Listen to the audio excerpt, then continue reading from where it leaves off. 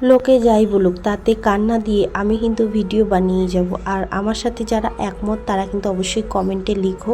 তো চলো, আমার সোনা মামাম কিন্তু অনেক দুষ্টুমি করছিল বলটাকে নিয়ে, বেলুনটাকে নিয়ে গাড়ি চালাচ্ছিল। আর তার মাঝখানে আমি কিন্তু করে নিচ্ছিলাম এখন ঘি।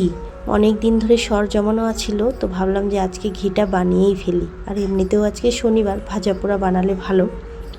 জানো তো, আজকাল না কাজ করতে করতে নিজের প্রতি ধ্যান দিতে একদমই ভুলে যাচ্ছি।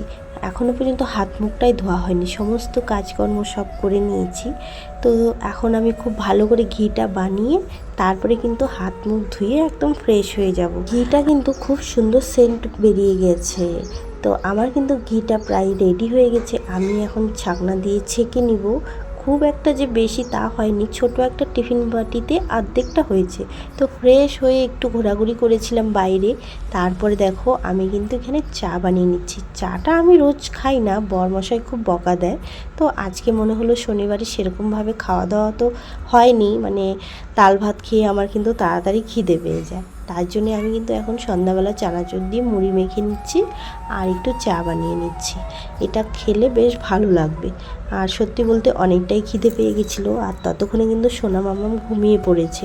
আর ভাবলাম যে চানাচুর মুড়িটা আমি খেয়ে নিই, কারণ ওকে কিন্তু উঠলে দুধ খাওয়াবো। দুধ খাওয়ানোর সাথে সাথে যদি চানাচুরটা খাওয়াই তাহলে কিন্তু ওর মানে বমি টমি হতে পারে। তো যাই হোক, আমি কিন্তু রান্নাঘরে জানলার পাশে বসে খেয়ে নিচ্ছিলাম। ক্যামেরাটা খুব একটা ভালো দেখা যাচ্ছে না, অ্যাকচুয়ালি উপরে লাইট তো, তাই জন্য ভালো করে আসে না। তো তারপরে দেখো আমি চা খেতে খেতে এখানে শুনতে পেলাম সোনা মামা উঠে গেছে। দৌড়ে এসে দেখি ও দোলনায় উঠে বসে আছে। বসার পরে আমি কিন্তু ওকে কোলে নিয়ে নিলাম। তারপর দেখো ওকে একটু খেলিয়ে টেলিয়ে তারপরে ভাবলাম যে ওকে একটু দুধ মুড়ি খাইয়ে দিই। দুধ মুড়ি কিন্তু রোজ রোজ খাওয়াই না ওকে, কিন্তু ভাবলাম যে না, আজকে একটু অন্যরকম খাওয়াই। রোজ তো একরকম খাওয়ানো মানে ঠিক না, দুধ বিস্কুট দুধ ব্রেড। তো যাই হোক, ও কিন্তু খুশি খুশি খাচ্ছিল, কারণ ওরও অনেকটা খিদে পেয়ে গেছিলো। তারপরে কিন্তু বরমশাই চলে আসছে। আমি এখানে ফুলকপি কেটে ভাপিয়ে নিলাম, আর এদিকে ভাতটাও হয়ে গেছে, আর ফুলকপিটা খুব সুন্দর করে ভাজা করে নিচ্ছি। আর তার মাঝখানে কিন্তু সোনা মামাম চলে আসছে দুষ্টুমি করতে।